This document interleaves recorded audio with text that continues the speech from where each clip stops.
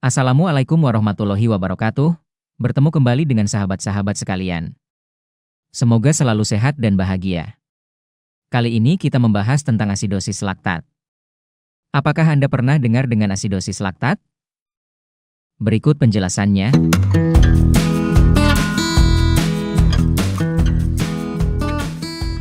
Pemberian hijauan pakan ternak rendah nutrisi tentu tidak baik untuk pertumbuhan ternak.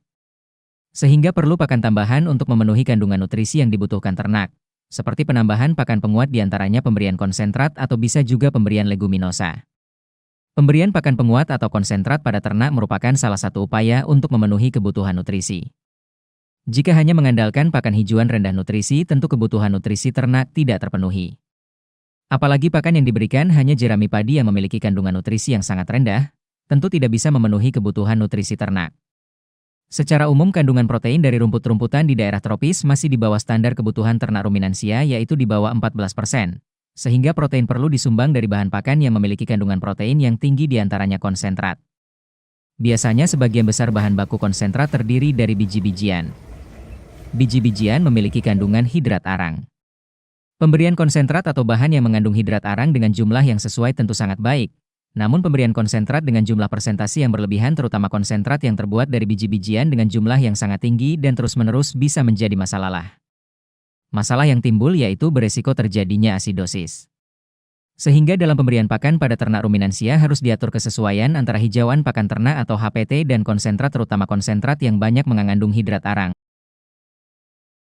Proses terjadinya asidosis pada ternak ruminansia menurut Subronto, 1989, bahwa pencernaan dalam rumen dan retikulum sebagian besar terjadi secara biokimia yang dilakukan oleh mikroflora. Pencernaan hidrat arang secara normal menghasilkan asam lemak berantai pendek, asam cuka atau 60-65%, dan asam susu atau laktat yang jumlahnya kurang dari 20%. Penggantian formulasi pakan dari nutrisi berimbang kepada kandungan pakan yang tinggi hidrat arang mengakibatkan bakteri gram positif tumbuh dengan cepat. Diawali kuman Streptococcus bovis berkembang biak dengan cepat kemudian digantikan oleh bakteri Lactobacillus yang mengakibatkan asam laktat meningkat tajam sampai 20%. Sehingga menurunkan pH dari pH normal 6-7 menjadi lebih asam yaitu pH 4. Peningkatan jumlah asam di dalam rumen akan meningkatkan tekanan osmose dari normalnya 6-9 ohm menjadi 20-25 ohm. Meningkatnya tekanan osmose menyebabkan absorpsi air menjadi menurun. Akibatnya produksi cairan ludah atau saliva akan meningkat tajam untuk menetralkan asam yang tinggi, sehingga nafsu untuk minum akan turun. Kemudian pemasukan air ke dalam tubuh ternak berkurang sehingga mengakibatkan kurangnya cairan dalam darah atau anhidremia. Terjadi pengeringan jaringan-jaringan di luar rumen dan retikulum sehingga berkurang atau terhentinya produksi dan pengeluaran urin atau oliguria atau anuria. Meningkatnya asam laktat yang berlebihan mengakibatkan kenaikan kadar asam di dalam darah sehingga terjadi asidosis. Tingginya jumlah asam mengakibatkan iritasi pada lambung dan usus. pH rendah akan menyebabkan rumenitis dan luka pada epitel rumen dan terjadi peradangan. Kemudian penyediaan alkali juga menjadi menurun. Akibatnya sebagian bakteri yang dibutuhkan dalam rumen akan mati.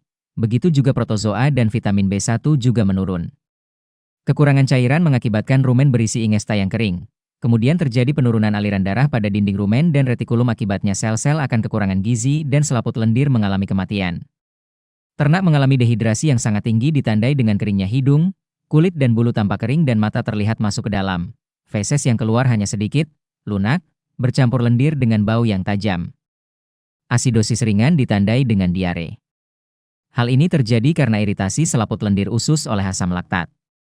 Keadaan ini jika tidak ditangani dengan cepat akan terjadi sembelit. Menurut Subronto tahun 1989 bahwa asidosis akan menyebabkan kenaikan frekuensi pernafasan akibat adanya asam yang berlebihan diikuti dengan kelemahan jantung. Ternak yang menderita asidosis rumen yang berat akan terjadi inkoordinasi sehingga jalan dengan sempoyongan pada waktu 2-3 hari. Ternak yang menderita tidak mampu berdiri lagi. Kematian dapat terjadi dalam 2-3 hari setelah ambruk dan kematiannya disebabkan oleh shock. Sebagai akibat dehidrasi yang hebat, mendeteksi asidosis tidak dapat dilakukan setiap waktu, dan tidak ada penanganan yang spesifik jika sudah terjadi kondisi yang parah sehingga langkah pencegahan agar tidak terjadi asidosis sangat penting dilakukan. Jika diketahui dari awal kejadian mungkin masih bisa dilakukan pengobatan. Mengurangi asidosis dapat diberikan larutan sodium bikarbonat atau bisa juga dengan pemberian soda roti sebanyak 250 gram, diberikan secara oral 2 kali sehari. Subronto, 1989. Perlu dipertimbangkan pemberian antibiotik secara oral, dan pemberian cairan faali untuk mengganti cairan akibat dehidrasi tentu setelah berkonsultasi terlebih dahulu dengan dokter hewan. Pemberian antibiotik bertujuan untuk mengurangi jumlah Lactobacillus. Pencegahan asidosis lebih diutamakan mengurangi pemberian berlebih konsentrat tinggi hidrat arang yang banyak terdapat pada biji-bijian. Memberikan serat kasar yang berasal dari hijauan pakan ternak dengan jumlah yang sesuai merupakan langkah yang baik atau keseimbangan pemberian konsentrat dengan hijauan pakan ternak sangat dianjurkan. Demikianlah sahabat, semoga bermanfaat. Wassalamualaikum warahmatullahi wabarakatuh.